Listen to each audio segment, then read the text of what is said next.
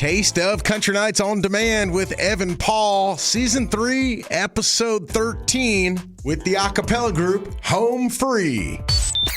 What would y'all sound like doing, like, Liberty, Liberty, live? Actually, that'd be a really good bit. We should I figure want that my out. baby back, baby back, Right. baby back, baby. Chill is. Sorry if you have to pay for that.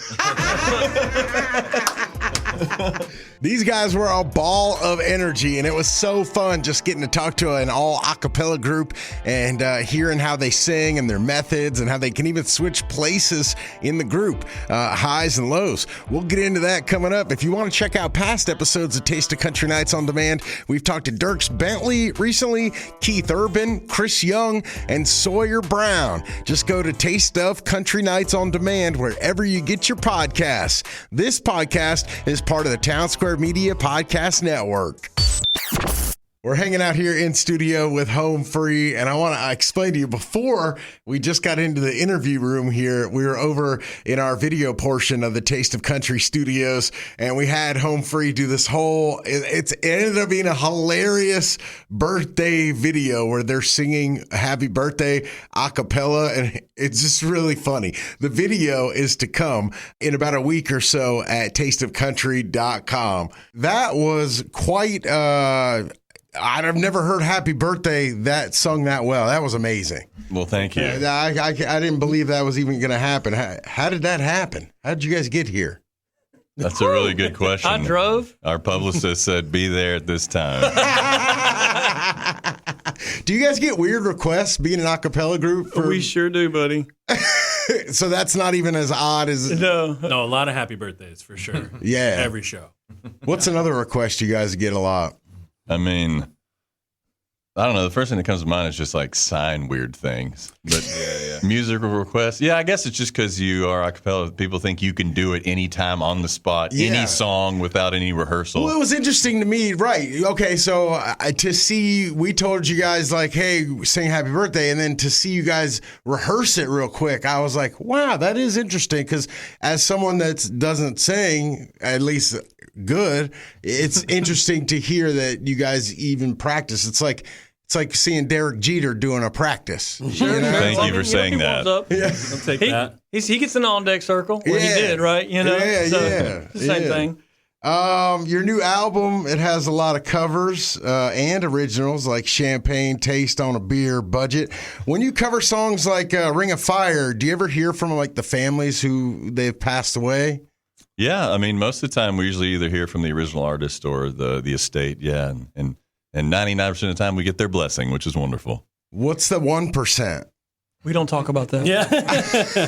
Is there one incident, or is there more than one? I mean, I can only remember one time, where we asked for permission, which you don't even really technically have to do these days. You just pay the royalty, but we asked permission, and only one person was like, "No, don't sing my song."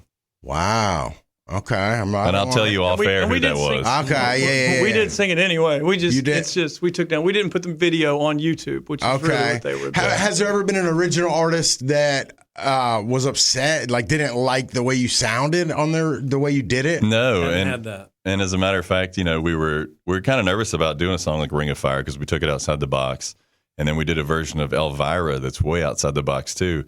And the Oak Ridge Boys loved it so much, they decided to sing it with us on our album. Wow. Yeah. That's got to be a good feeling when they hit you guys up. Yeah. Yeah.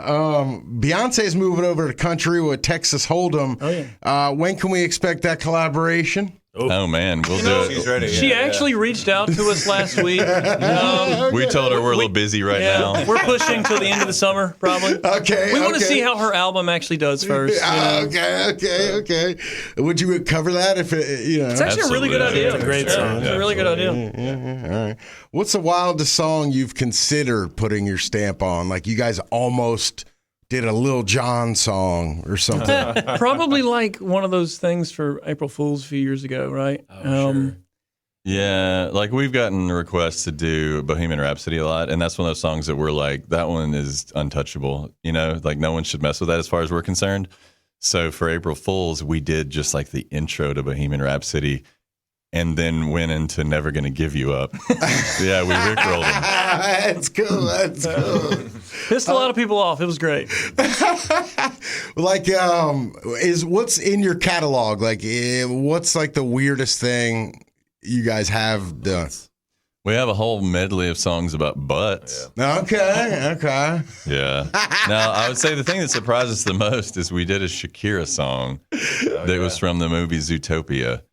And it's still pretty popular. It's one of those like songs that ago. like people just like lose their minds when we do it. And every once in a while we'll like do it at a country music festival and be like, eventually people are going to turn on us for this. And you just see just rednecks out there just like fist pumping to Not what Shakira. you'd expect, yeah. Now, okay, as an a cappella group, do you mind sometimes being like, because, like sometimes it's like the Where in the World is Carmen Sandiego, Right. and sometimes it's like serious songs. Like, do you mind doing the goofy stuff as much as the serious? I mean, we're pretty goofy guys. For so sure. I think we do both pretty well. It kind of fits naturally. It keeps it fresh, it's fun. We like messing around and pulling pranks on each other and singing ridiculous songs. Like one of our most successful, arguably our most successul original, is a ridiculous song called "Champagne Taste" that this guy wrote. You know? Yeah. Like, what would y'all sound like doing? Like Liberty, Liberty, Live. Actually, that'd be a really good bit. We should I figure want that my out. baby back, baby back, Right. baby back, baby. Gill is. Sorry if you have to pay for that. Now, why is Austin leaving the band?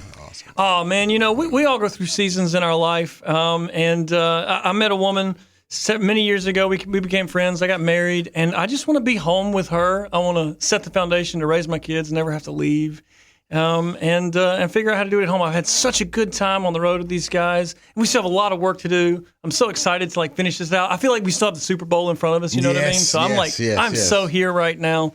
But yeah, it's just been an incredible ride, and I'm excited to just sort of see what happens in the next chapter and go home. Because I haven't been off the road in 20 years really since I started performing, and then met these guys, and I've been with these guys for like 11 or 12 years, and yeah, COVID showed me how much I like being home, and I was like, oh wow, yeah. So I kind of want to pivot and figure out how to make it work there. I love these guys. Hopefully, we still perform together every once in a blue moon, but yeah, just kind of shifting our focus and moving in a new direction. I like that. And you guys have had different band members. Has the transition, does it get easier over time with a new member, or how's that work? I mean, it's a little less scary once you've been through that. Here's the thing. Home Free's been around for 24 years, and actually the four dudes you're looking at right now, none of us were in the band when it started. Wow. So, it's like, this is a tough life. Even if you love music, even if you love traveling, it's not for everybody, and a lot of people figure that out along the way,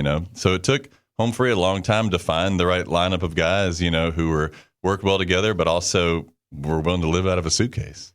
Do you guys still talk to any of the OG members? Yeah, for sure. Our beatboxer is the last remaining founding member, and he's hard at work right now on the technical side of the tour. But yeah, we keep in touch with all the guys. I mean, there's all told probably been like 20 or 30 guys who have come through or subbed in at times and things like that. That's cool. Yeah. This album's kind of a greatest hits of your guys' song. Do you wait until after this transition to write and record your next studio album, or how does that work? Well, we're always writing and recording. We kind of aggressively release singles and music videos anyway. So no, it's nonstop. Okay. What's Chris up to after leaving the band? He's still making music. He's one of those guys that he's doesn't like to sit still. And we really like to sit still. So he's got 4 or 5 projects at all times. Okay.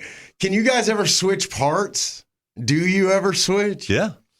Yeah, I mean, he sounds super low, but he also is one of the highest singers in the group. So he'll go up, and do tenor 1 a lot of the time. I have no idea what that is. He sings the high part a lot of the time. Just the highest tenor part. Yeah, if I'm singing the lead, typically, and it's a particularly high song, he will sing the part above me, in his falsetto, and Rob will sing baritone while Chance is singing bass.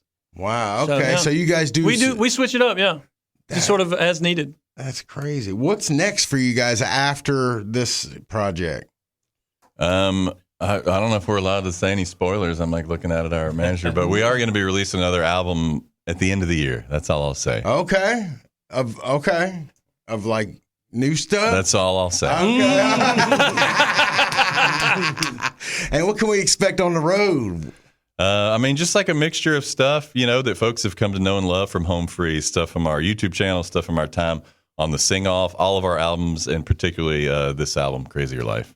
That's awesome. Well, we appreciate you guys coming by and hanging with us and having some fun. Thanks for having us. Great, man. And a special add-on to this episode, we have Wade Bowen, who's got a brand new album on the way. What's going on, Wade? Man, I'm excited about this song. It's a song I wrote with my buddy Randy Montana, and man, I'm so lucky to call him a friend and get in the room with him. And he's a great songwriter, obviously, and we're buddies, and it's fun to write songs with buddies, and then actually turn out. It's fun to get in the room with buddies, but also actually turn out with good songs. I got a lot of influences over the years growing up, and then through the years just having different influences. But one of my biggest influences growing up was the Eagles, and so I really just patterned a lot of this production on this track with my Eagles influence, a lot of the background and the halftime stuff and just the overall production on this actual song on Rainin On Me is a lot of my Eagles influence. And you'll be able to hear that.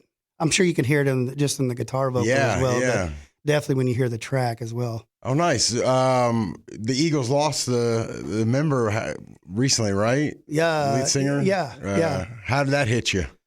Well, I think we're just getting older. You have to, you have to suffer that as we all get older, and the bands get older, the people you love get older. You have to deal with that a little bit, but that's all right. I've been fortunate at the last few years or so to become friends with Vince Gill, which has been a lot of fun for me, and to watch him become a member of the Eagles has been really, really cool. That's cool. You got any Vince Gill stories? Oh, just riding with him and stuff has been amazing. Getting to go over to his house and what's his house like? Like the soap in the bathroom. Is it like Polo soap? He's got a studio like added on to the side of his house where we write, and it's just a beautiful room full of the most magical, amazing guitars you've ever seen, and they're all just everywhere you look, and of course all the awards and everything he has around. And right when you walk in, he's got his Country Music Hall of Fame plaque right there, which is a nice knock right as you're walking in to write with Vince Gill. He's like, hey, make sure you know who you're walking in with. Right. No, I'm just kidding. That's not him at all. He's the most humble, hilarious, nicest guy. But actually the restroom is, let's see, you asked about the restroom. The restroom is all golf. It's all golf. Oh, really? Okay, like on the walls, everything's golf. Yeah, it's all golf, everything. He's interesting. A huge golfer, we get along for that. I'm a huge golfer too. My dad played golf at Baylor and had golf everything on. I had a golf club in my hand at 3 years old. So. Who can you take in country music? I hear George Burge is the head, the top. Charles Kelly. Oh, is he? I don't know. Darius Rucker. I can't take anybody anymore. I used to be a lot better growing up. Now I don't make time for it anymore. I play in charity stuff and just get out and enjoy it now. So that's about it. Let's talk about this album. It's your 10th. Are you working with anybody on there in particular that you could talk about? This record it's my second attempt to produce a record on my own, which is something I'm really proud of. The last record was my first, and it was a big learning curve for me, right? So this one it was a lot of fun because when you have one under your belt, you obviously have a lot more knowledge, right? And a little more, a lot less insecurities with it all. Right. And you have a lot more knowledge, and I still have a long way to go. But this one I feel like there's an energy to this record. We always joke around saying, our favorite song as a songwriter is the last song we wrote. And I've heard that. Yeah. Our favorite record we've ever made is the last record we made. So I don't want to say that. I don't want to jump to that conclusion like I always do and say, oh, this is the best record I've ever made. But I will say there is an energy to this record that I think anybody who's heard of me before and listened to my music, there's an energy to this album that I don't think they've ever heard before. And that's something I'm really proud of. There's the day and age that we live in now, right? They're so quick to move on to songs, right? Mm-hmm. I'm not sure how many people are still going to put a record on and listen to it from top to bottom. So I really focused less on the album being as cohesive as I used to focus on. Oh, okay. And just focused on the individual tracks. Now, I do think the album is cohesive. I've still focused on that. I think it all fits together, but I had a lot more freedom to just let the individual songs kind of be themselves, which was kind of fun for me to do that. And so if you decide to listen to it from top to bottom, I think you're going to be caught off guard in a cool way from track to track. When one's done and the next one starts, it's going to be, what? I did not expect that one in a cool way. And I'm really proud of that, you know, and with that is a cool energy like that captures the listener. And it's really fun. There's stuff on here that sounds like the Eagles. There's stuff on here that sounds like classic rock. There's stuff on here that sounds like sad ass country music, you know? So, I mean, it's Merle Haggard, you know? So it's all over the place. And I'm so sorry. It's okay. You're good. I'm so proud of that it's all over the map in a really cool way. Because I think we have the freedom to do that nowadays, you know? Yeah. What's the difference? What's different about making it in Texas as opposed to making it in Nashville? I don't know. Define making it first. I don't even know what that means because making it to me is that's so. Making it is so different to everybody, right? Subjective, yeah. Subjective, yeah. I think in your eye, I think I've always tried really hard to tell people I'm very proud of where I come from. I'm very proud to be from Texas. But I really try to be an artist from Texas and not just a Texas artist. I really want people to understand that I feel like my music is universal, right? So it can go all over. I mean, we've had record deals. We've had Nashville record deals. We've had Texas record label deals. We've had it all over, you know? So I feel like we can go all over the world and play our music and not just be pigeonholed into one state, right? But then I wave that damn Texas flag as proud as anybody there is out there, you know? But I don't know what really defines it. I think at the beginning stages of my career, what really defined the difference for me was looking back is I made records for a long time knowing that I was going to have to go play those live. So I didn't focus on singles. I didn't focus on radio. And a lot of the songs that are staples of my show now, even now, that are the ones that we have to play every night, right? They're songs that weren't singles. They were songs that fans found on their own. And that was a big part of my career and still is. And I think if you look at the younger artists that are coming up in Nashville and did back then as well, their focus was radio. We got to get these songs to radio. We got to get them out there, and that's how we break it.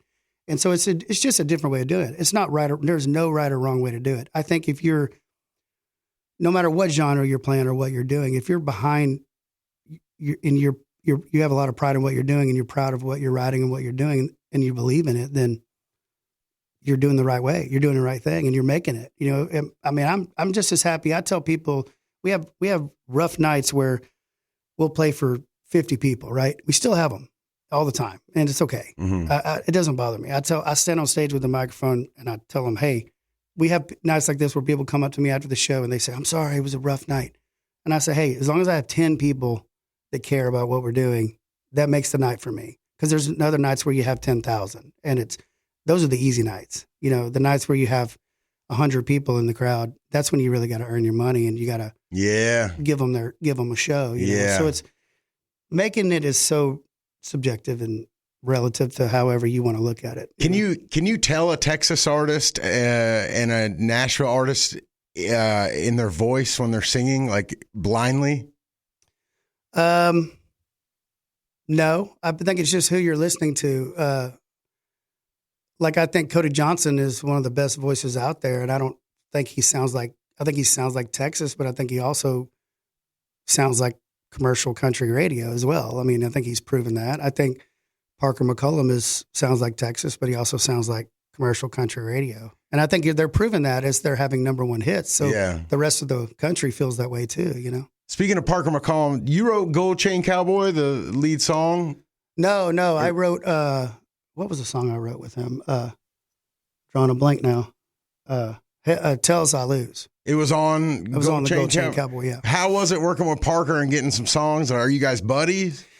Yeah. We wrote on the last record. We wrote Dallas as well. So it's like we've always just kind of crossed paths. He was coming up, opening up for me, in the Texas circuit, and just developed a friendship through that. And I tried to give him, words of wisdom and all that, and help him, but he didn't need very much. Most of it, I thank God he ignored me and did his own thing. I probably showed him what not to do more than what to do. And he's a great guy, and we still to this day carry a great friendship. And he's obviously having a lot of success. So whenever I can, I try to write with him. I feel like he has a mutual respect. We both have mutual respect for each other. So whenever I can, I try to get in there and write with him, because it's obviously a huge deal for me. And I think he enjoys writing with me as well. So, he's on a ride right now, and I'm happy for him. And we just try to hang out and have a beer whenever we can and play some golf. Yeah. He's a great guy and a good friend, and I'm happy for all his success.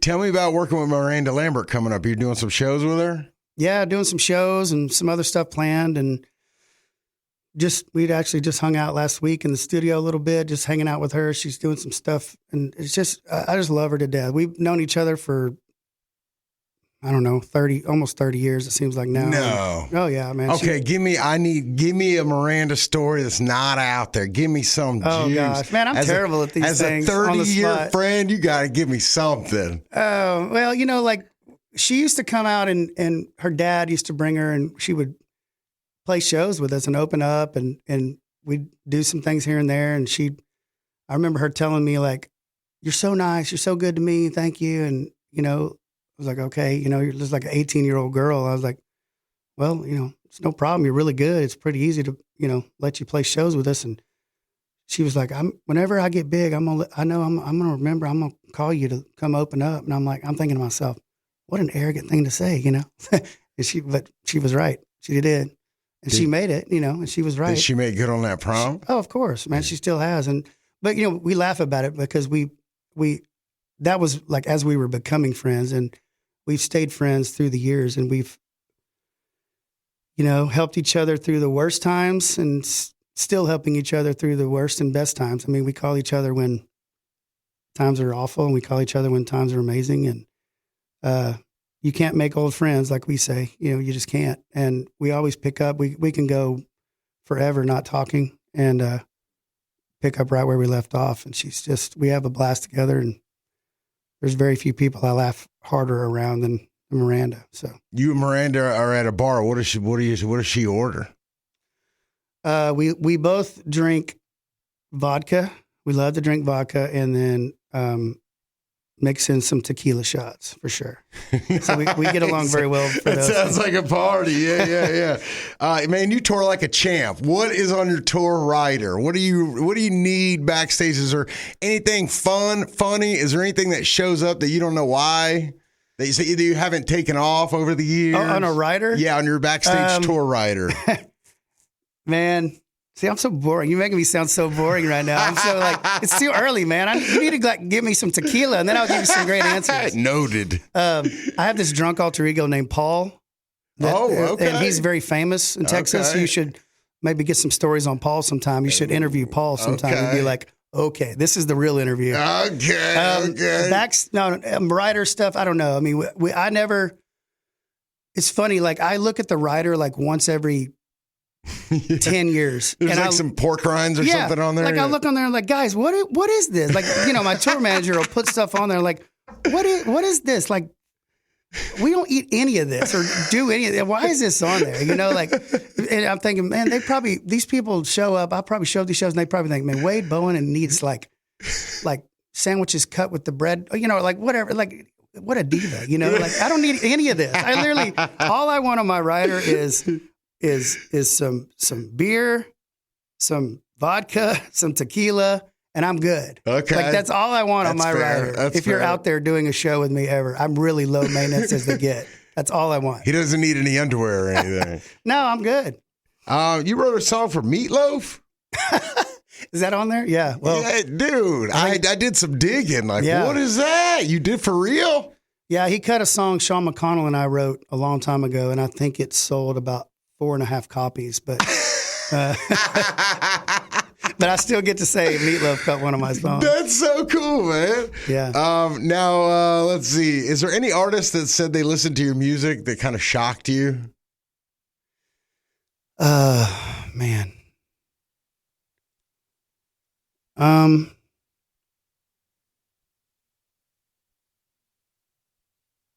don't know.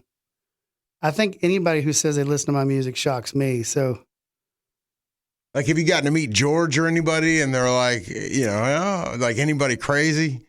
Yeah, we've hung out with George Strait quite a few times, and I'm still wondering if he's ever listened to my music. I know he has.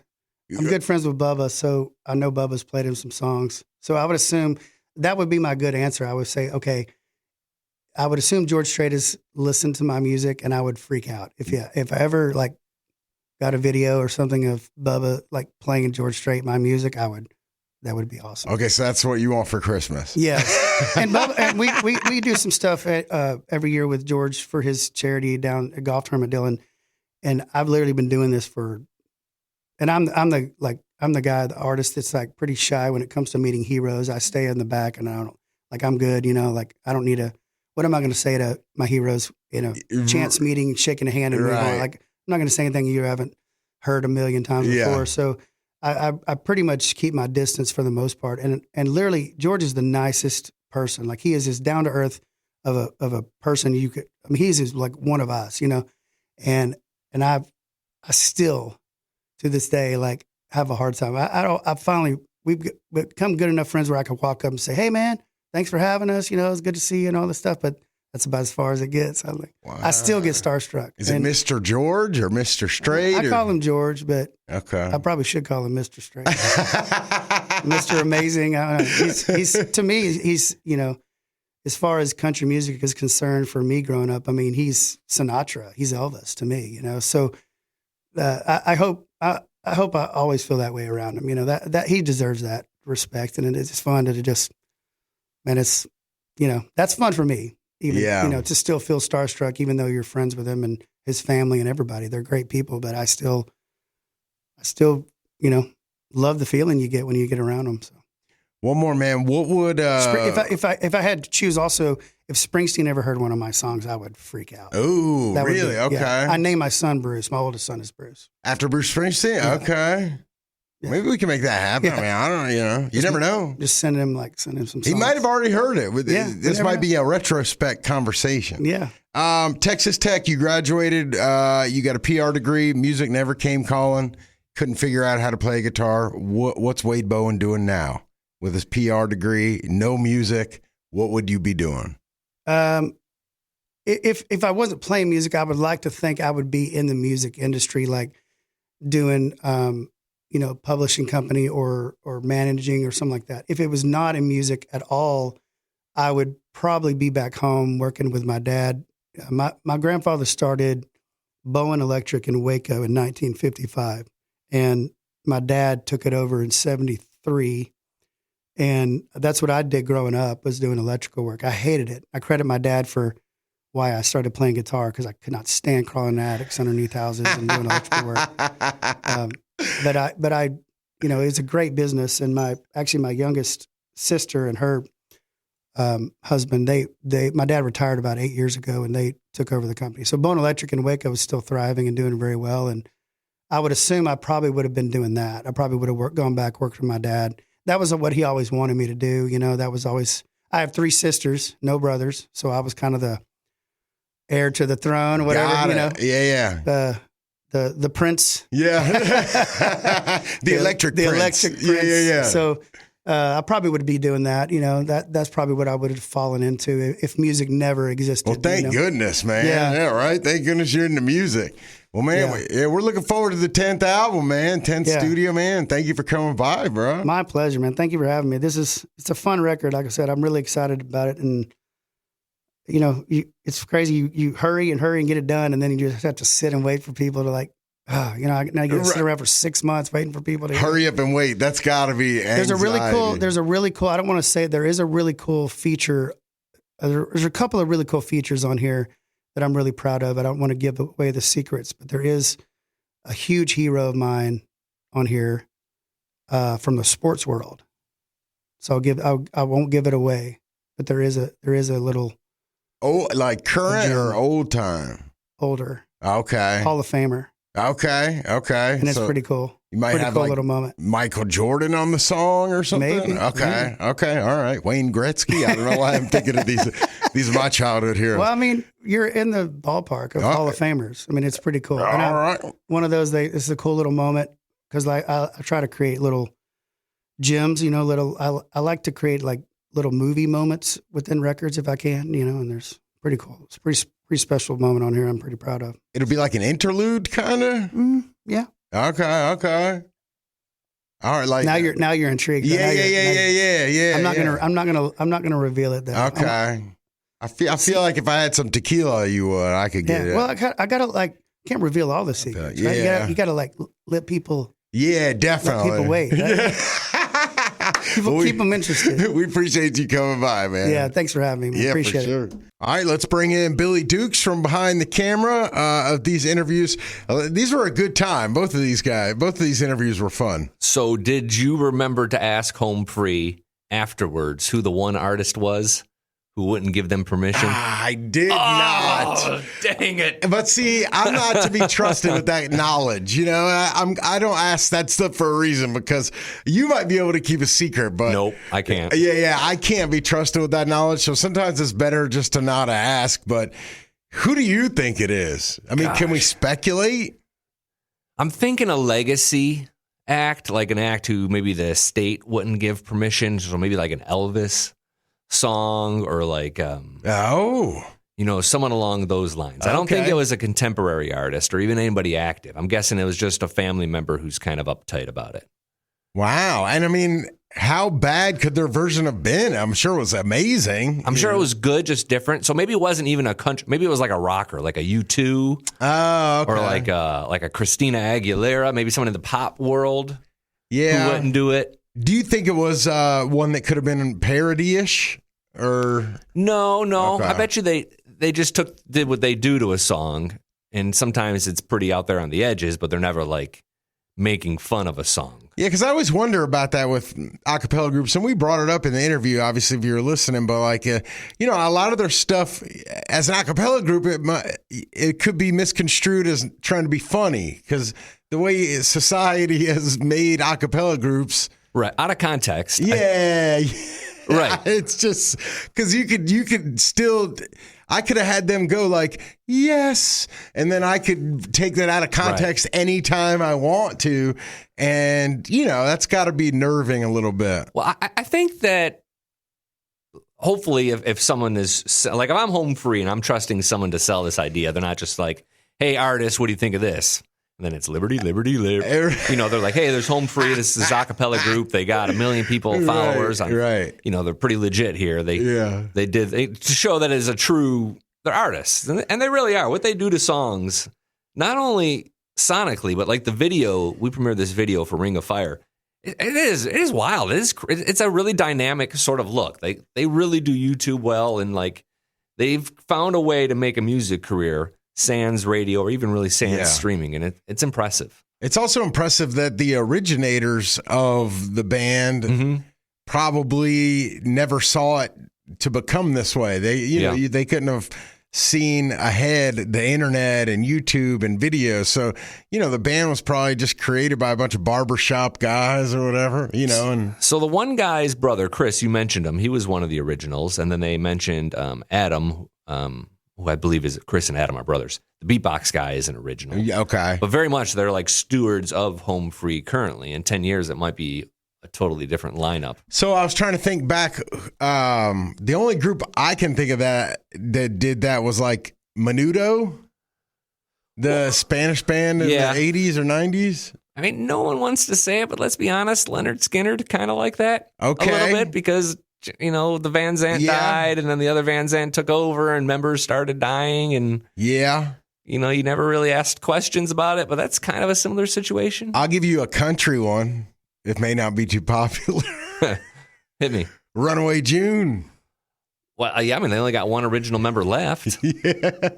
So, sometimes bands start, but there's some deeper dive there too. Is like, how do bands without their original members continue? Like Guns N' Roses isn't still going, like, I mean, per se, right. You know what I'm saying? Yeah, generally it doesn't work out very well, but I think Home Free is unique enough that the members aren't as important as like the sound. And there's just not that many a cappella bands. Too. Yeah. In rock, there's a million rock bands, so who you are matters. How long do you see this Home Free band going in any carnate, Well, and I'm only going to say this because of kind of recent news that they've announced that they're pulling back on the touring end a little bit, and they're winding. I don't want to say they're winding down, but maybe this iteration is on like the back end of how much effort they're looking to put into it. Yeah. Now, okay. It could be wrong. It could just be a little break. They raise their families 5 years. They ramp it back up again. I don't know. But they are signaling that they're doing a little less with the touring aspect. Then again, he said he's got a new album coming out and exciting plans by the end of the year. So maybe I'm totally wrong. Yeah, and do they replace, I don't remember, do they Austin. Yeah. Okay, so I mean. Yeah, he's going to get replaced. Yeah, I feel like I think they're just going to keep going, and any one of them that needs to leave for whatever reason I feel like we'll get replaced. And our kids could be talking about Home Free one day. You never know. So here's what we asked Home Free to do on the video front that you alluded to sort of at the start, and you guys talked about briefly. I had this idea, like, what's it like to sing Happy Birthday with someone who is like really serious about singing Happy Birthday? And I've had this idea for years. I wanted to have Ronnie Dunn do it, but I was too chicken to ask when he was in here. Like, imagine you're just schlubbing through Happy Birthday, but then Ronnie Dunn is like giving the full believe treatment to like, you ride and you're just stunned, stupid. Right. So Home Free coming, I'm like, oh, dang, they can nail it. Perfect. And they were so good with it. Yeah, they took all the parts, and like the beatbox guy, Adam wasn't here, so like he wasn't able to add that element, but it still turned out to be like, it was a skit. There's a little bit of acting involved. Yeah. Did you struggle to keep character? A little bit. Yeah. A little bit, just because like I knew how good of singers they are, and I'm not an actor. So it's like, again, with me knowing stuff, I just don't need to know it ahead of time.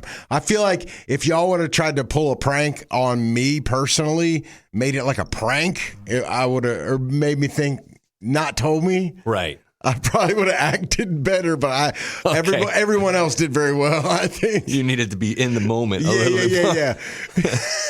Yeah. That video is fun to put together. It was a lot of fun, man. I had a lot of fun with that, and they were really cool with it. I liked both of these interviews because I think they stretched you beyond like your comfort zone a little bit. Yeah. Wade Bowen, he's more of a Texas regional artist, very, very big. It's a great social media following, and he's been on the road for decades. He shared some heat, a great Vince Gill story about with his house, and he got right in there with the bathroom question, which is fantastic. Which at first I didn't think he was going to answer it because he started talking about other things, and then he was like, "But back to the bathroom," because that is something that we all want to know. When you get into like a rich person's house, it doesn't matter country star or not. It doesn't matter what kind of country star. You go to Randy Houser's house, John Party's house, or you go to Tim McGraw and Faith Hill's house. I feel like in the bathroom is the telltale sign. There's going to be like that, that it's going to be like your grandma's bathroom on steroids. And to what degree does the opulence sort of trickle down? Are they still one-ply toilet paper people, which would be super disappointing? No, you got to be full deal, full deal. It's got to be everything down to the smell, the soap. The soap is where it's at, because if you can have expensive soap for your guests, like that's just a feature that is so like perfect. Yeah, I don't know. Or and especially if it's not like a branded, like if it's obvious a thing where you're trying to be like California cool with like you're all natural. So I'll tell you another one, tissues. And I've only seen this in one person's house. This box of tissues, they were probably as big as like an 8.5 by 11 sheet of paper. They were enormous. They were as thick as like cardboard, like an Amazon box. Oh, wow. And they were so soft. There had to have been like 8 tissues in a box. Wow. Or something See, like that. that's how you know something's going on. And it was like, there. I wish I had a runny nose. I just wanted to blow my nose in it. Yeah, you know what I've Like yet a blanket. to see, which would be really cool, is someone having a bathroom with a full setup, like a bar setup, not a bar, like a barkeep. Yeah, And they're like, I want like mints, chapstick, mouthwash, cologne, just there. Even so, like, I don't know, if I go to Luke Bryan's house, like if I go to somebody that's worth over $100 million house, there needs to be a full-time guy in that bathroom. That wouldn't make you uncomfortable if someone was. That's just because the bathroom will be huge. The bathroom will be huge, and it'd be like at a hotel with a guy in the bathroom. I don't know what they're called, bathroom concierge or whatever, but and it's free, and there's a sign that says this guy is well paid for. Don't feel bad. That's not the key there, because I don't want to feel obligated to tip. It'll be him. like, do not tip my guy. He is well taken care of. And then, and then in there, if you're Luke Bryan, you have your Luke Bryan cologne, your Keith Urban branded. Everything's branded. You need a new shirt, get the Luke Bryan jockey in the bathroom. That's where it's at. There's this Saturday Night Live skit from like the 90s, and it's like Joe Pesci at a fancy restaurant. He goes to use the bathroom, and it's a small, like one stall bathroom.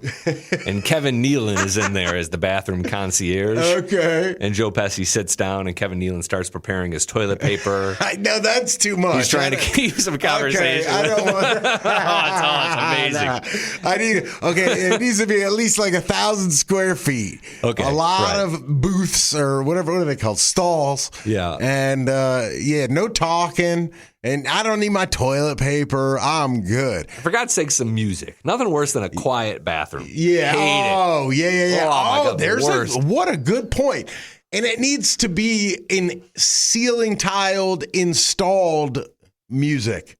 Like in a bathroom, in a home bathroom, I want there to be a hidden speaker in the drop ceiling, like at a Chili's or something.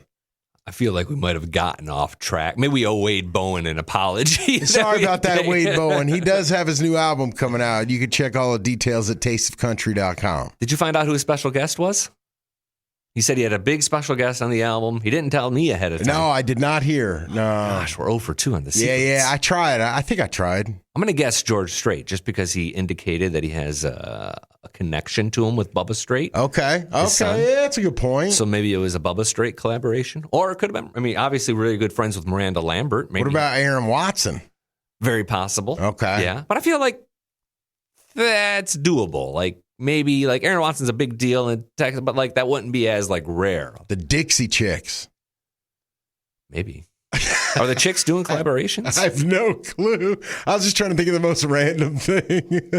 You met Wade Bowen. I wasn't here for this one. Did he seem like a Chicks kind of person? Like he's in the band, so. or was he? No. I don't think so. People take sides on that one now. Yeah. I don't put words so. in his mouth. I don't know. I was just bringing that up. I don't even know if he knows who the Dixie Chicks are. Next time Parker McCollum's in here, yeah, I want you to backdoor ask him a question about the Chicks. Don't ask him how he feels about it. But just about how, like, people in Texas, they take sides on the Chicks. Yeah. Did he ever feel like he needed to take a side? That's a good point. Because then that's a way of asking the question without asking the question. You know what, though, with Parker McCollum, he might answer that, I don't know, man, I wasn't potty trained yet. And that'll make us both feel pretty old. He might, and then we can kind of move on, I guess. I'm down to ask as long as he doesn't make us feel old. He's not that young, is he? How old is he? He's like 35, isn't he? 35?